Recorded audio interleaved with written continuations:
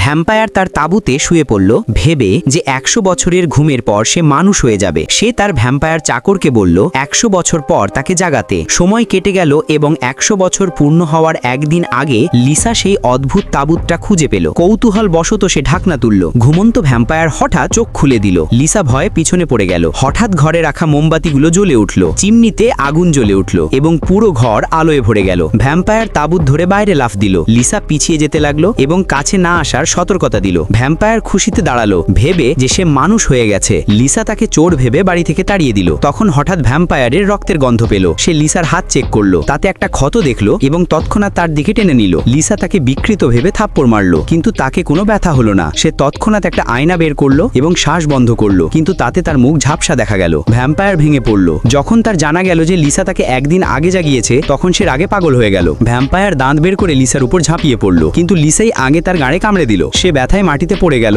এবং অজ্ঞান হয়ে গেল। লিসা দৌড়ে কাছে এলো, দেখলো যে তার নাড়ি চলছে না এবং বুকে কান লাগিয়ে কোনো ধুকধুকানি পেল না। লিসা ভ্যাম্পায়ারকে হাসপাতালে নিয়ে গেল, কিন্তু অনেক চেষ্টার পরও ডাক্তার তাকে মৃত ঘোষণা করলো। লিসা ভয় পেয়ে গেল। তখন পাশের রোগীর রক্তের গন্ধে ভ্যাম্পায়ারের মনোযোগ সেদিকে গেল। সে ক্ষুধায় ছটফট করছিল। ডাক্তার চিৎকার করে উঠল যখন ভ্যাম্পায়ারকে জীবন্ত হতে দেখলো। লিসার অনুভূতি নিয়ন্ত্রণের বাইরে চলে গেল। ভ্যাম্পায়ার তার পিছু নিয়ে বাড়ি পৌঁছে গেল। সে লিসাকে দোষ দিল যে সে তাকে তাড়াতাড়ি জাগিয়েছে, কিন্তু লিসার বিশ্বাসই হচ্ছিল না যে সে ভ্যাম্পায়ার। ভ্যাম্পায়ার মুখ খুলল, কিন্তু তার দাঁতই নেই। সে নিজের জাদু শক্তি চেষ্টা করলো, কিন্তু উঠতে পারল না। লিসা তাকে বোকার মতো দেখলো, কিন্তু তার চোখে ভ্যাম্পায়ার নিজের স্পষ্ট প্রতিবিম্ব দেখতে পেল।